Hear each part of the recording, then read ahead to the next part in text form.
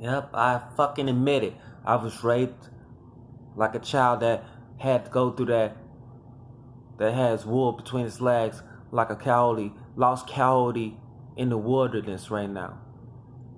Where nowhere else he can go, no one who can depend on. But this ain't even joking type.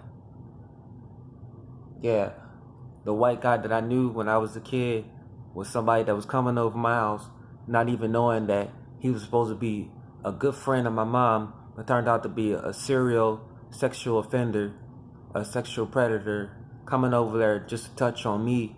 And also then later on I kept it my secret, and it turns out my cousin got raped too and molested by this guy too.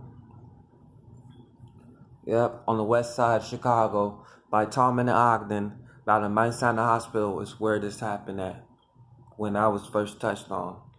I kept it a secret for about 17 years until I went to the hospital and I had to confess to Melissa and Miss Sue at Rivers Edge Hospital. It's still to this day, it's what I know to be my secrets, but I don't actually hold it in any no longer than I have to. I always express who I've been around, and I always express if something goes wrong with me in the past lives of my time right now. And that was something I needed to talk about when I was like 6 or 5 years old, because it's still a traumatic stress till this very day for me to actually know, oh yeah, that bitch ass motherfucking white nigga gonna pay for what the fuck he did to me. Just like my fucking uncles, when they were older, they were gonna pay for what they did to me, turning me into somebody that I'm not. And now that I get to see who I am, a person that's weak in the mind because I gotta go through so much stress of actually dealing with this situation. Oh, look at me now.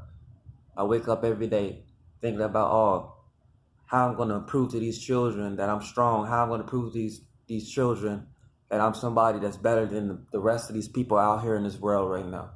How? I look at myself, what I made my comic book already. I did the things that I did on my YouTube channel. I proved to what I needed to do for the world to see me. Guess what happened? I get called up by the police talking about, oh, your mom called you and she told you that you were going to commit suicide from what the police said. And I'm like, I tried to commit suicide.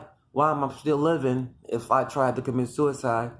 And they knocking on my door talking about, hey, somebody called the police talking about you was trying to kill yourself. And I'm like, okay, let my mom call the police. But did I kill myself? And if I did kill myself, it's because of Robert. It's because of my mom. From him peeing in my anal when I was 6 or 5 years old, and my brother got his toys, his Tonka toys, playing over the bed right there by next to me. I'm the savior. I'm the one to save my brother when he turned out to be a gay or whatever you call it, people that they don't have intendencies for women, that you call them, homosexuals or gay people. I'm the one that saved my brother when I was a kid, and I'm not even someone that want to go out with guys. And I had to deal with my whole childhood. I had to deal with hiding that secret when I had to go to high school, when I had to go to grammar school. Always been in my mind, but I never kept it in my mind during my grammar school years because there was one person that changed my life. It was Akira Toriyama, and I was watching Dragon Ball Z. That's something that kept me from thinking about my traumatic stress when I would come home from the 5th grade, when I would go talk to the kids at school, hang out every day, fight coming back home from Maywood every day, being in the ghetto west side suburbs for the little time that, I was at it as. And, it didn't start to, I hit, in 2009, I hit 17 years old. That's when I got really raped. When I could tell somebody about my childhood past, about committing incest with my cousins, and having sex with people when I was young, it didn't really hit me then until I went over to someone's house. When my dad stayed in that studio over there on 5th Avenue in Maywood on School Street, the big white building that's like abandoned now because it was molding and deteriorating from decay from the mold. And I had to sit through that for about 12 years of my life, not knowing why I was always sick and going to the hospital.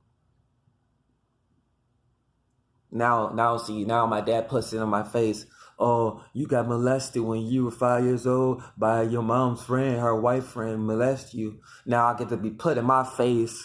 I get to be offended in my face by my own father. And fuck you, bitch. You stupid ass crackhead hoe. You can burn in fucking hell, you stupid nigger. You and my mom.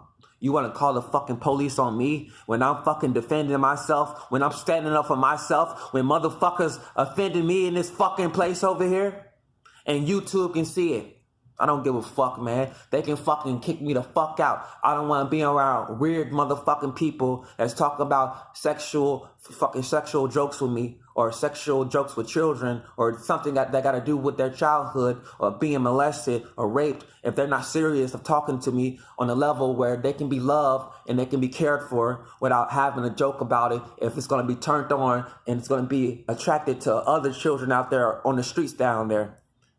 Because I'm not going to hang out with people that are being pedophiles or going on about this and shit. I'm going to live my life. I'm going to stay strong, stay positive, stay listening to Bone Thugs and Harmony's music. Stay listening to Eminem, Tupac, all the people that inspired me to this day. Even though I couldn't make it to Tokyo or Japan, it's not my fault. I see now whose fault it is.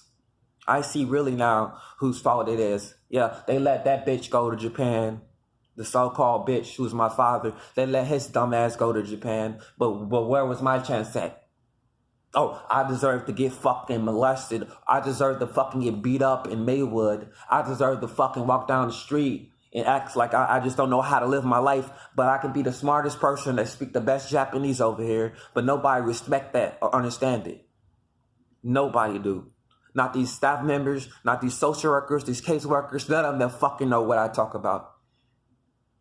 You would think by now I would have a bilingual understanding right now. If somebody can just come through and talk to me that can really case manage me or really talk about what's wrong with my fucking life.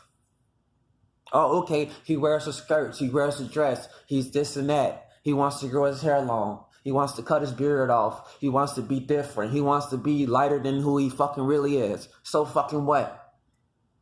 If I was made to be part white, if I was made to be black and white, and my fucking ancestors are fucking white and black, I shouldn't be involved in the middle of somebody's dispute because they want to be a racist ass bitch and they want to fucking enslave people because of their skin colors and stuff. Because if that's what I gotta do, then live over here and be around that, then okay, I'm gonna turn all you bitches out for who the fuck you is, and I fucking hope I get a gun one day. So I can really fuck up some motherfucking bitch ass motherfuckers for fucking ruining my fucking life. Yeah, my life been gone. I still can hold on for some reason. And after all this time, that traumatic stress been killing me. And I confessed back in 2009 when I was talking to 2 social workers at Rivers Edge Hospital. That's not good enough. They don't give me what I want. Why? Oh, I get a Dragon Ball Z poster. I get another Dragon Ball Z poster. I get an Academia hero poster. I'm way off on anime watching right now. Just because of this dumbass shit of going back and forth at social security offices. And they don't want to even, allow me to benefit what I need to do to be a man right now. As being on my own. So fucking what? Mans wear dresses. So fucking what? I got a tattoo that mean love. But I know who the fuck I am. I ain't gonna let no white racist bitch rape me in my ass. I ain't gonna let no black nigga in my family fucking molest me in my ass and get away with it. Am I?